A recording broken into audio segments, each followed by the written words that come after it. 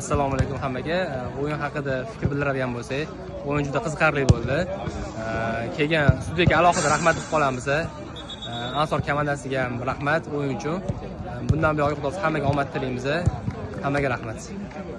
Assalomu alaykum poytaxt ligasi ishtirokchilari. Juda ham qizg'in, juda ham nima deydi?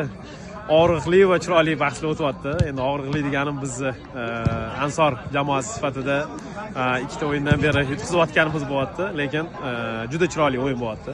Hakamlarga ham katta rahmat, ishtirokchilar undan tashqari